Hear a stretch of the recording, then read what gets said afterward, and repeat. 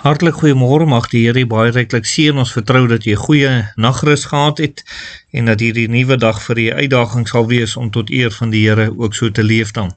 Nou lieve vriende, ek weet nie of u al dit ervaar en ondervind het terwyl u dalk in die voertuig daar in die wildtuin gesit het en ewe skielik is hier 'n olifant sommer hier by u, het hom nie gehoor nie, het net ewe skielik toe sy u by u.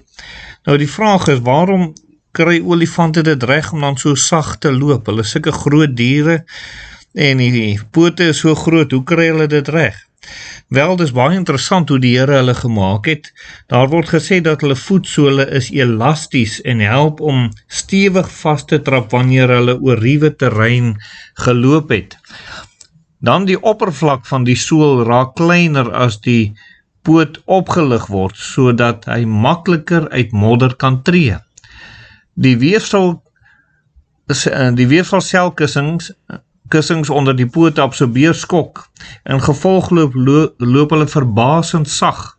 Soms verraai net die kraak van 'n takkie of die flap van 'n oor hulle teenwoordigheid.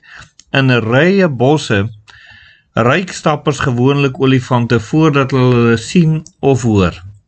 Nou dis wonderlik dat die Here hulle so gemaak het, dat hulle so sag kan beweeg, hierdie groot dier dan ook.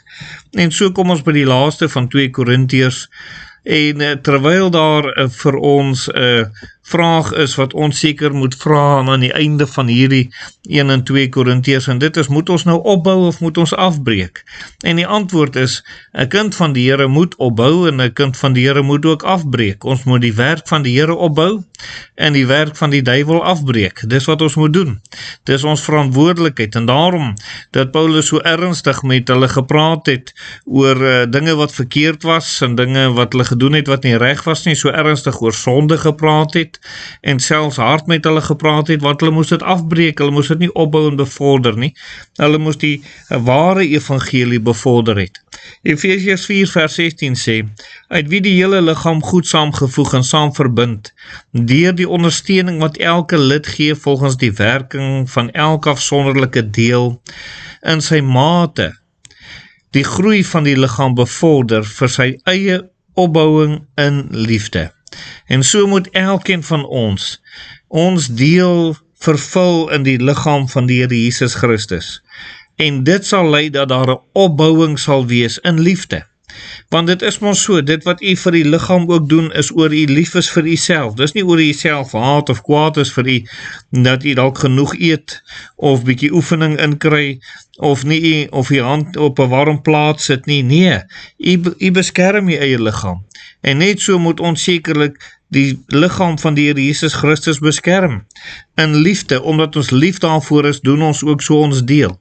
En dan, liewe vriende, sê 2 Korintiërs 10 vers 4, want die wapens van ons tyd is nie vleeslik nie, maar kragtig deur God om vestings neer te werp, terwyl ons planne verbreek en elke skans wat opgewerp word teen die kennis van God en elke gedagte vange neem tot gehoorsaamheid aan Christus.